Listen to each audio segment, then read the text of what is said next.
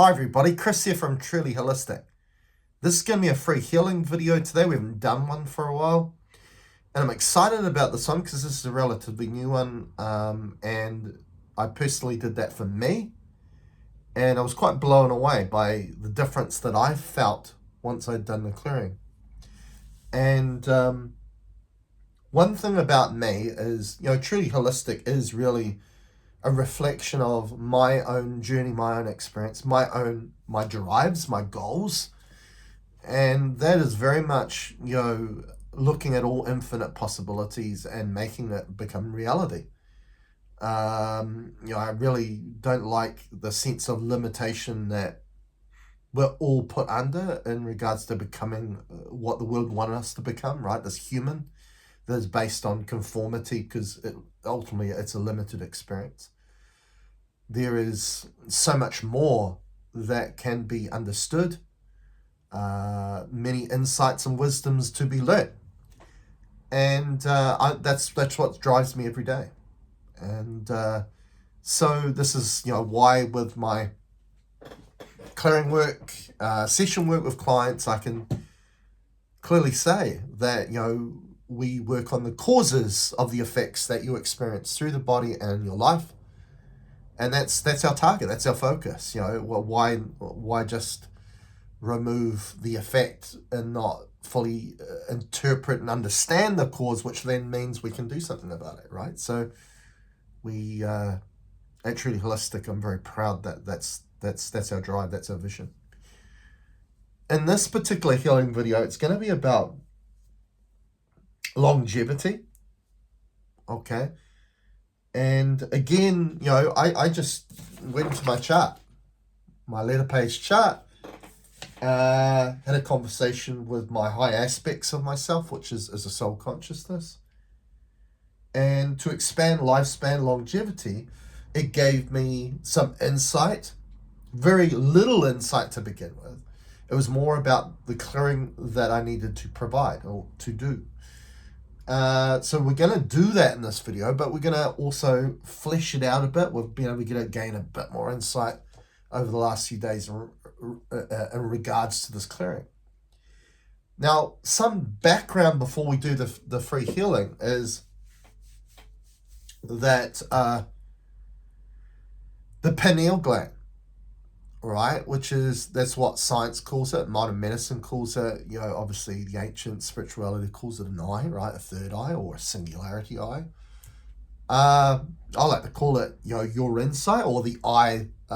We've got the two eyes to see and the one eye to know. And now our heart, which facilitates what we are as a soul, is dance partners with the pineal gland, right? Because they feel, they don't think, and they facilitate and bring a light, right? Which is the word light's referencing to our consciousness, ourselves as a soul. Melatonin, right, which is seen as a hormone secreted by the pineal gland, is actually light. It's quantum light. That's what melatonin is. And so that is kind of big, the question of the evolution of the human brain, right, or cerebral aspect of itself. And what we tend to find is that the brain is what the singular hive mind is. So what the brain becomes and the nervous system in the human is really a self-image of this, what drives the human collective we call a singular hive mind. We've come to find that there is one singular mind where we are taught that we each have a mind. We've found that it's not true. But the reason why we are taught and conditioned to embody the mind as ourself, right? So therefore we have a mind, we'll reference it as my mind, is that's what allows in it. That's what allows that singular hive mind an opportunity and ability to influence you. That's what's led to a controlled, limited experience. So you're in a state that's easily controllable and be able to be manipulated. So this is what we see on the collective level. There is a huge sense of conformity, not uniqueness, when really the soul is your own unique energy signature. It's what makes you unique, right? And of course, the mind doesn't facilitate the soul. The heart facilitates the soul. And what I came to find interesting is the more humanity has become a byproduct of mind orientation, right? That singular hive mind, is that the brain capacity has evolved greatly. Now, of course, that has had a detrimental effect to the heart, right? For example, the number one killer of humans, and it has been like this for a long time, for decades, is heart disease. And we know now that the reason why that is because we're not utilizing the original design and reason of the heart, because we're always up here and we're not in here, right? So, so the pineal gland is located in the center of your head, right? Essentially, the brain is shrouded all around it. So there has been a sense that, part of the brain's capacity is to shroud and essentially block the pineal's ability. What people would say is an activated pineal gland, or opening the third eye, so to speak. And part of a human that is guided through a cognitive process, right? Mind, thought, mentality, is mentality. And when we utilize mentality, and particularly how we process what we perceive, we compartmentalize our reality, right? We take what is already whole, what we feel is our ever-present, which is extension of the heart, of course. But we bypass that quickly because we're taught as the human to use a cognitive process, and we take what is already whole and we break it into parts, and then we give each part a label and identity, and it kind of leads us down a track where we complicate what we perceive and what we process, and we get to a point where we have all these pieces and we don't know how to put them together, right? So it kind of literally keeps us in the dark, not seeing the bigger picture. And a big part of mentality is also that that's what obstructs and blocks our third eye or pineal capacity. And that's what severs the connection between those dance partners of the pineal and the heart. So when this information came forth about this clearing, which is to do with the medulla oblongata, which is the lower part of the brainstem, I came back to this kind of knowing or understanding of how the brain's shrouding that capacity of the pineal, and also looking at the evolution of the brain, right? Because as the brain capacities got bigger, we've become more cognitive, right? So mind, thought, mentality. There's actually a model called the triune brain, and it actually showcases that the evolution of the brain, and that the first, what they call the primitive aspect of the brain, is very much based on the brainstem, right? Where this medulla oblongata is located. It's actually called the reptilian brain. But we'll get to that. And then what happened in regards to this evolutionary process that's called the triune brain is then the limbic system then came forth after that, which is more to do with emotions, memories, those sorts of things. And then the neocortex evolution formed, which is based on rational thinking. And I'm really going to emphasize the word thinking, because with the primitive aspect of the brainstem, I believe the pineal was more activated and more involved then, because it was more you were more intuitive and instinctual then, okay? Which is more heart feel knowing, not mind, thought, mentality. Remember, this is the cognitive process, right? Now, when we look at the definition of rational thought or thinking, this is what Google has to say.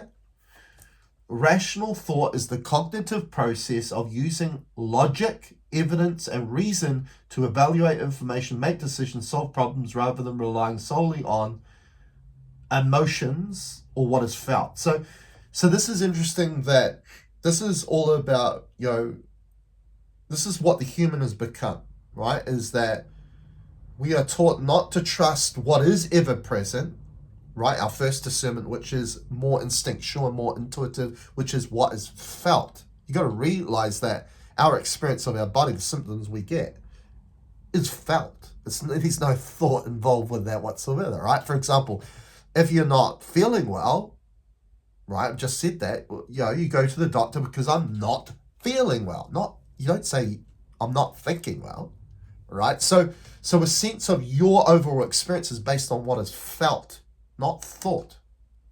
Okay, you're just taught to go to thought or cognitive process to try and understand what is felt, right? Okay, and that's when we start to remove the clear picture of the bigger picture, right, the whole, and we break it into parts, which I was mentioned before about compartmentalization, right? So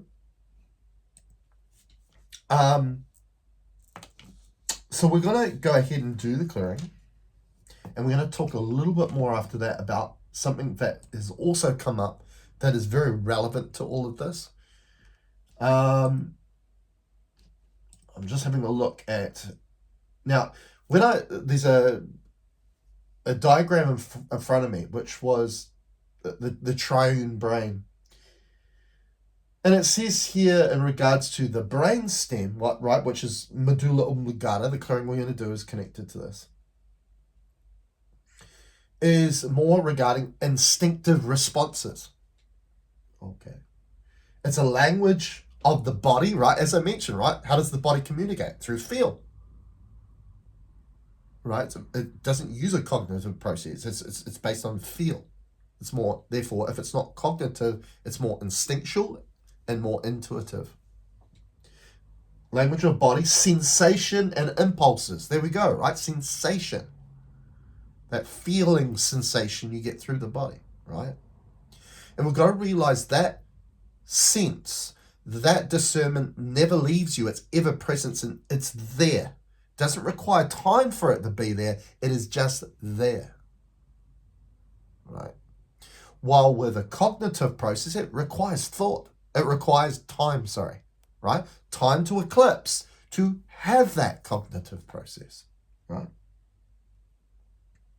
And we know that time is a concept, an idea, a seed that was presented out of mind thought mentality. Why? Because it needs it. Right? Where our natural state, a state of being, right? Which is, you learn about meditation, all these sorts of things. What's that about? Being present. Which is removing yourself from that concept of time. Just being now. Right? And therefore being guided by the discernment you have now, which is not cognitive, not thought, not mentality, not mind. It's the heart. Okay?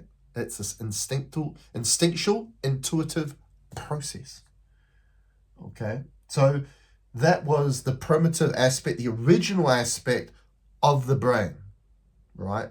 And I believe that that's when, our pineal was, and our connection to what we are was greater, because those dance partners of the pineal and what the heart facilitates, which is you as a soul, was not interfered with so much, right?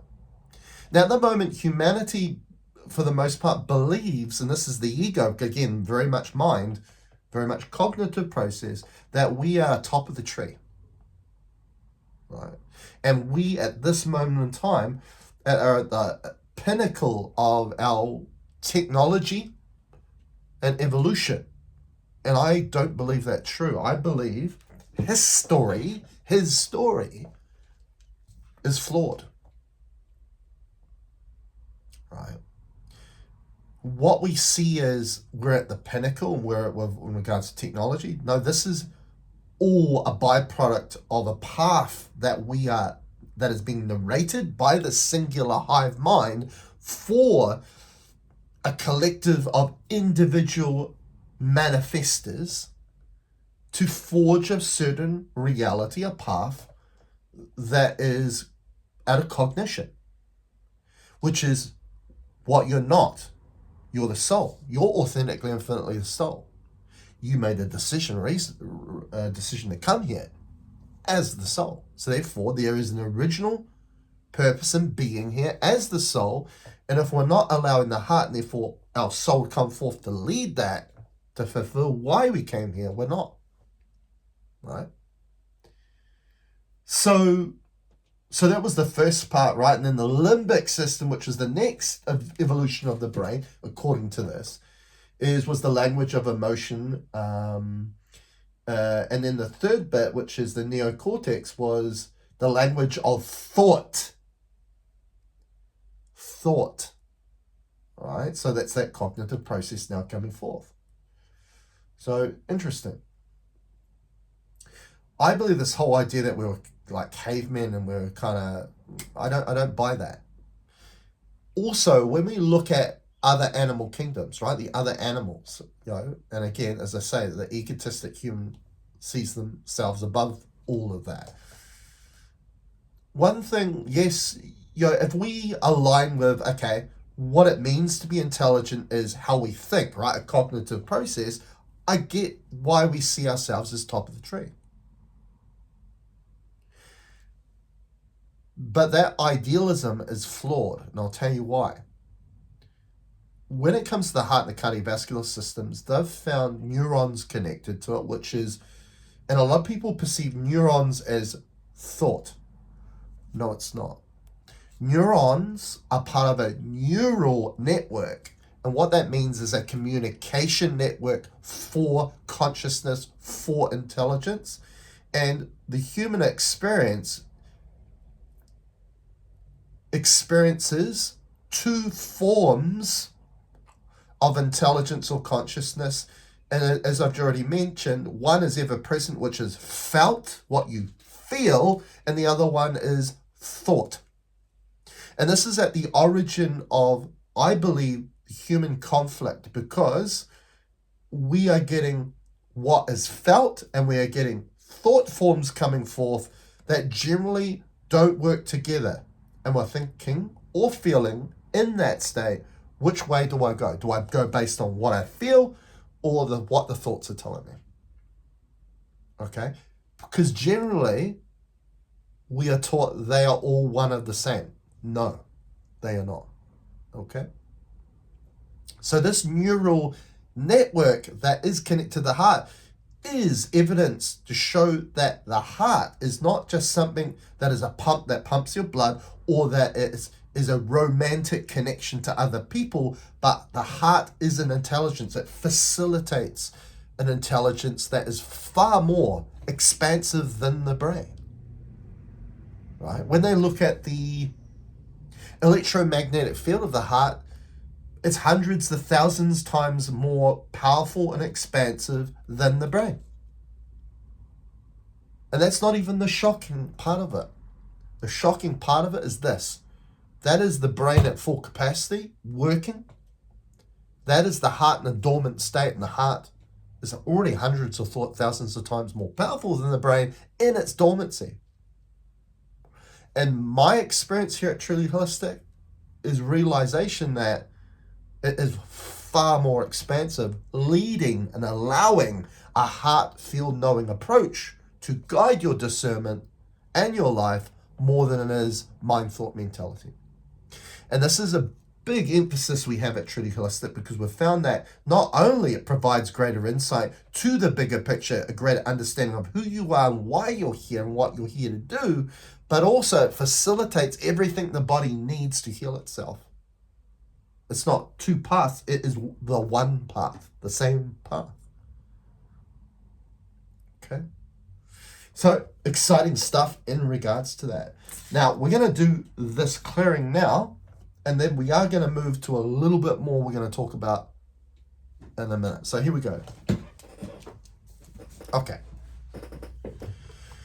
Okay, for everybody watching and listening to this video, I want to facilitate their infinite nature as a soul consciousness through the heart and direct it towards and through their medulla oblongata, please, component of their brainstem.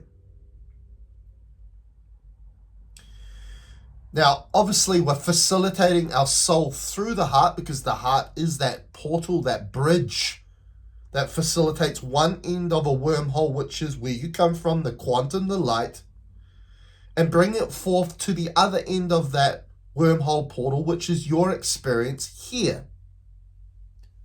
That's what the heart's all about. And the heart's role is to bring balance and to bring flow. This is what the body utilizes to heal itself, to provide and facilitate wellness and vitality. So what we're doing is we're providing balance, but we're providing more energy flow to the medulla oblongata component of the brainstem, of this primitive aspect of the brain.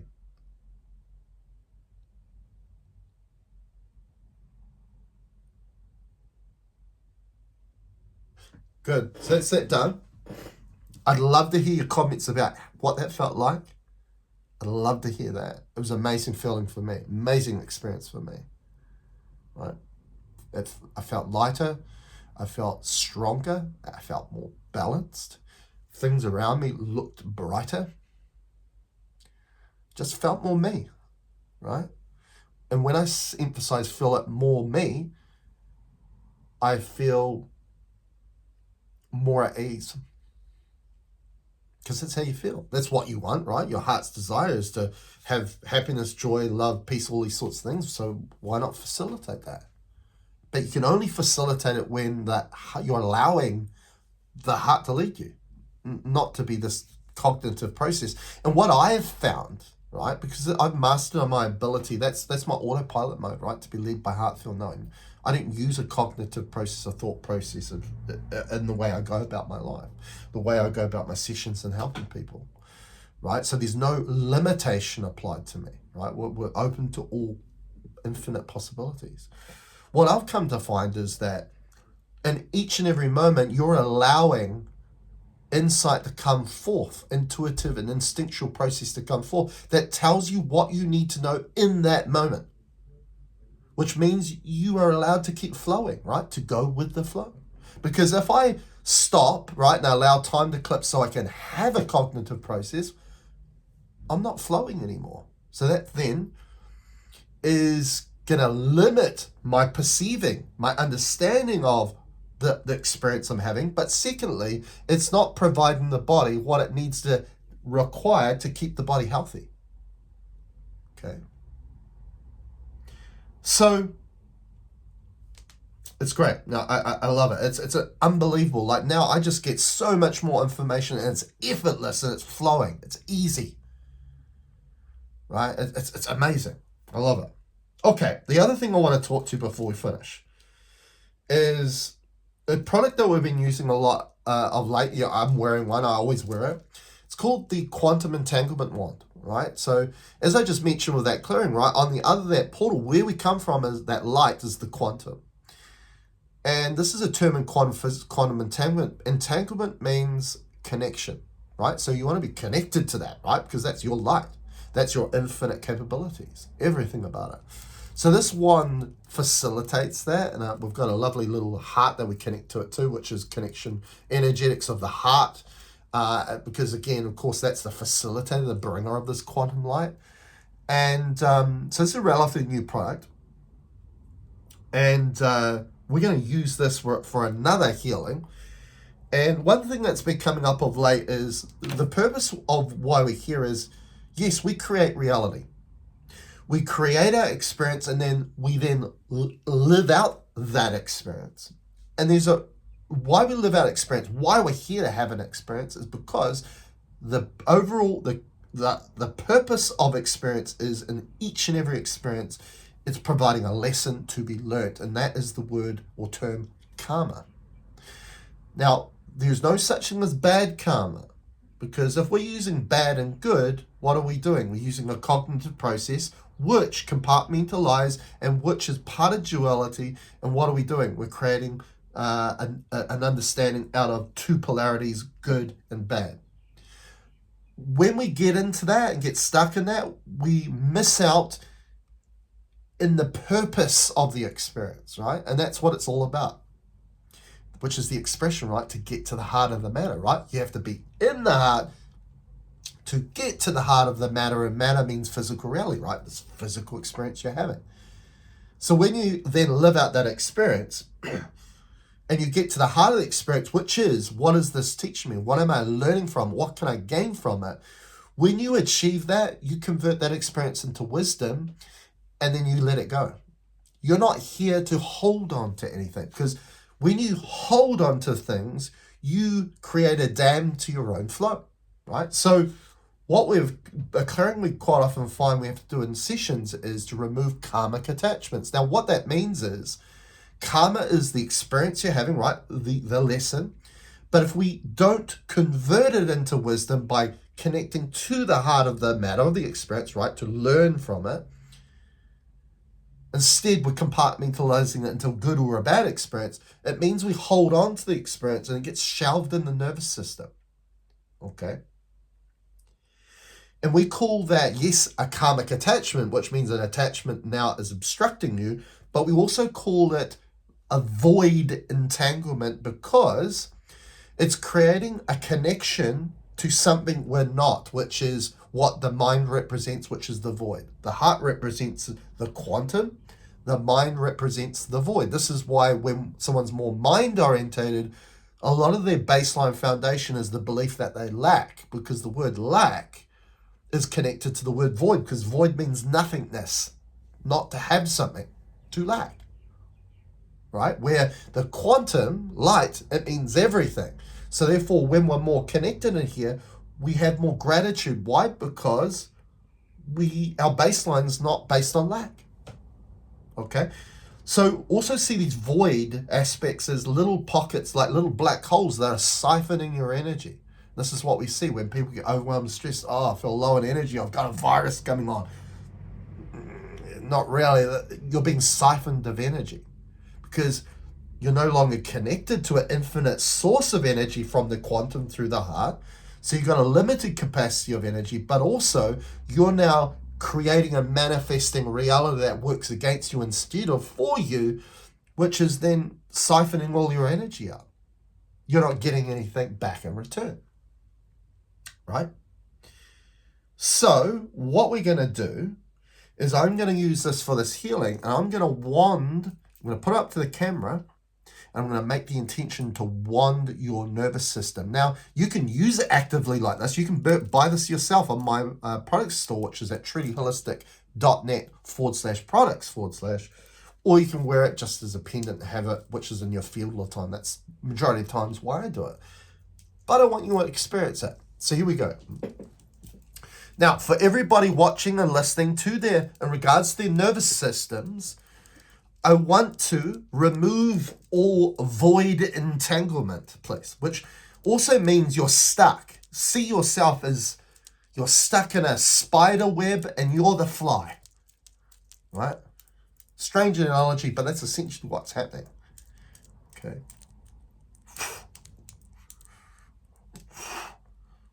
So remove and delete all void entanglement in regards to everybody's watching and listening to their nervous system.